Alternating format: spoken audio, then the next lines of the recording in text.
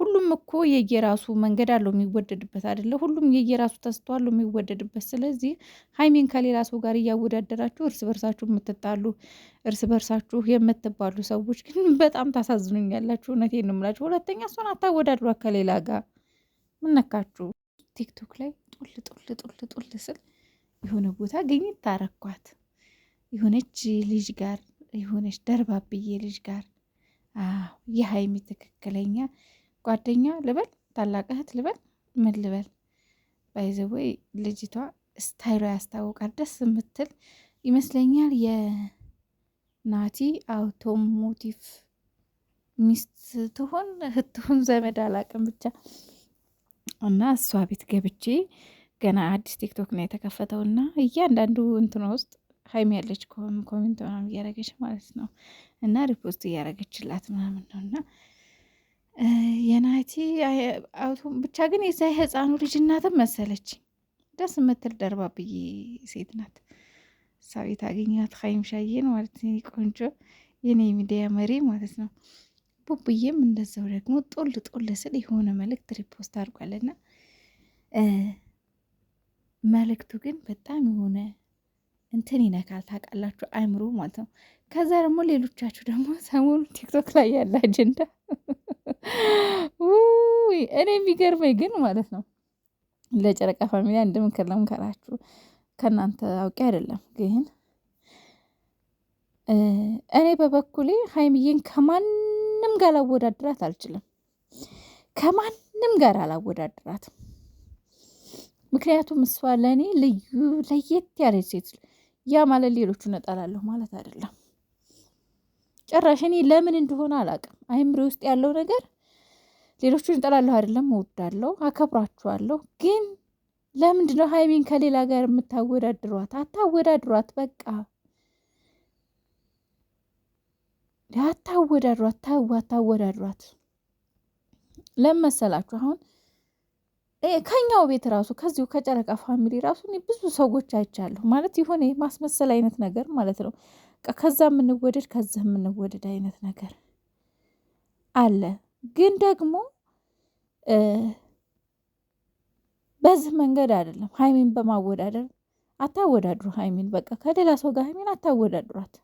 የምትወዷት ከሆነ በቃ ላሽ በሉ፣ ይበቃል። በቃ አጀንዳ ቀይሩ፣ ላሽ በሉ። በቃ ሁሉም የራሱ ተስጦ አለው። ሁሉም የራሱ የሚወደድበት መንገድ አለው።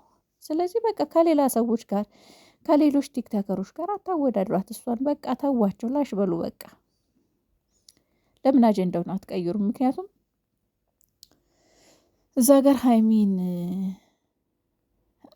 ማለት ሌላውን አካል አትንኩም።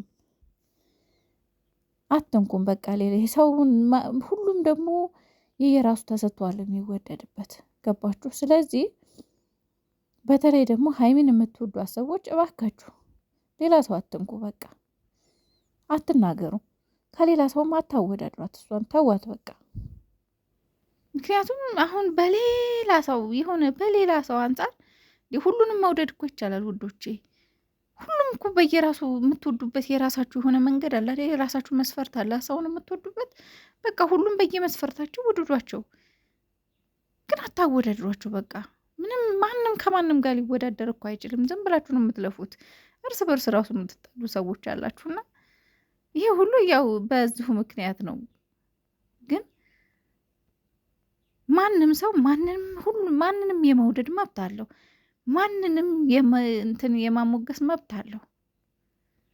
ሁሉም ሰው ማለት ነው። ሁሉም የየራሱ መብት አለው። ስለዚህ የሚያጨቃጭቅ የሚያነታረክ ነገር የለም።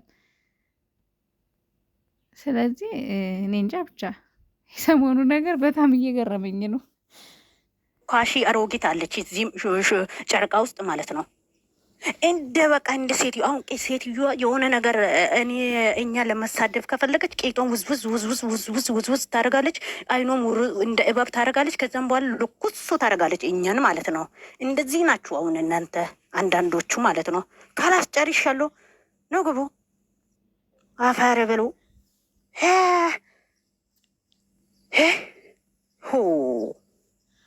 አፈር ያስበላችሁ። ካላስ አላወራም። በቃ ሳቁኑና ግቡ፣ ሳቅ እንጫወት። ሄይ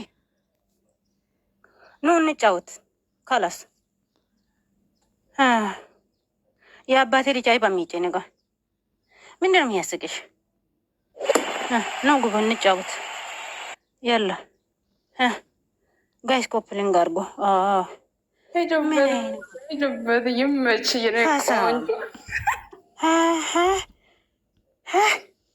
አላበዙም እንዴ እነዚህ ጥሎዝ ልዞች? ምንድን ነው 666 ሆናችሁ ሶሻል ሚዲያ ላይ? ኧረ እባክሽ ሚዲያ ራሱ ያንቺ። አይዞሽ ማዛ አይዞሽ፣ የምንም አይዞሽ የለም። የምንም ጠጭ የለም። እየበላሁ ነኝ። ዘና ብዬ እየጠጣሁ ነኝ እኔ።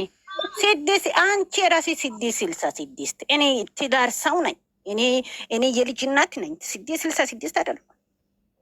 ጨረቃዬ በአናትሽ ተተከይ። ሰማሽኛ?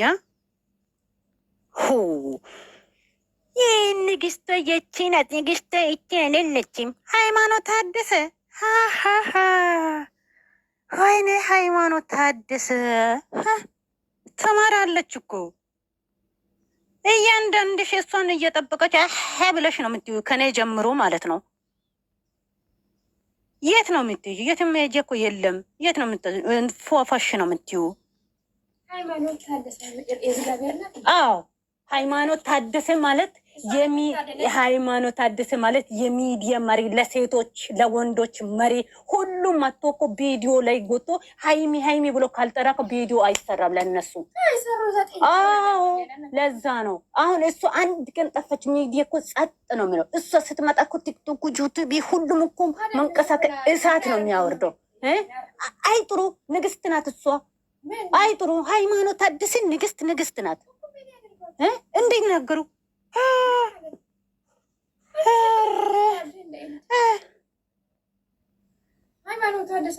ሃይማኖት ታደሰ ማለት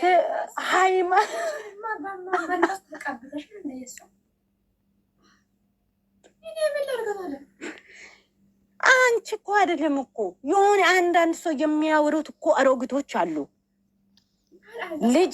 ልጅ የረሳ ባለቤት የረሳ ለወንድ ፎቶ የሚያብድ አለ። ለዛ ነው